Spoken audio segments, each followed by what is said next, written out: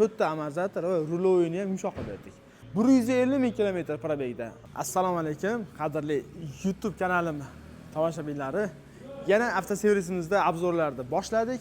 Bugun ustaxonamizda xalqimizni yaqin-yaqingacha hali ham yaxshi ko'rib haydaydigan mashinasi bu Gentra mashinasini hadov qilgan ishlarimizni sizlarga ko'rsatamiz.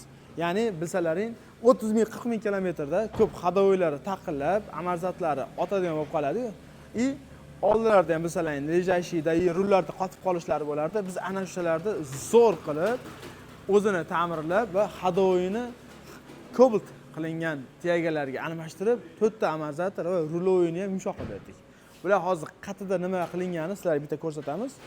Xo'p, ko'rishingiz mumkin. Gentra mashinasi probegi qancha yurganda aka buni?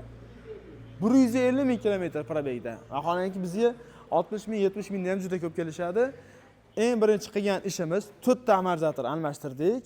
Ya'ni idealni bunaqa probegda almashtirish shart bo'ladi va undan tashqari yangilik qiladigan ishlarimiz hadovoy qismi Cobalt qilingan tegalarimiz. Mana tayyor. Orqada ko'rib turibsiz, 4 ta, bu tomonda 2 ta, bu tomonda 2 ta Cobaltni sanli blogi. Va undan tashqari o'zini mana bu qo'shimcha sanli bloklari, rezinkalari bo'ladi. Stabilizator rezinkasi ko'rib turibsiz.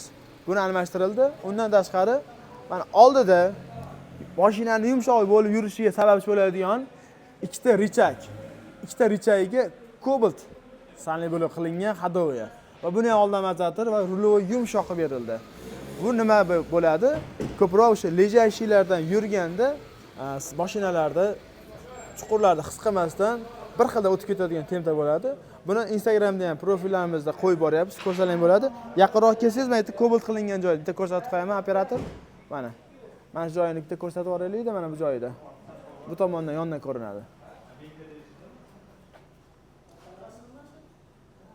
Mana shu joyida o'zini kichik sanli bloy bo'ladi. Va uni motor balkasi yerga tushirib, hammasini yerga tushirib turib, yuvib tarib va stabilizator rezinalar bilan qilib berdik. Bunaqa xizmatlar Adan yagacha bo'ladi. Ya'ni 4 ta amortizator polni hadovoy deymiz. Sharovoy nakalishlar o'ziniki ancha-muncha ketavermaydi. Agar ketib qolgan taqdirda qilib berayotgan ishlarimiz 3,5-4 million so'mga hammasi bo'lyapti. Ya'ni servisimizda garantiyalar bilan birga. O'zimiz ustalarimiz, servislarimiz, zapchastlarimiz ham o'zimiz bilan.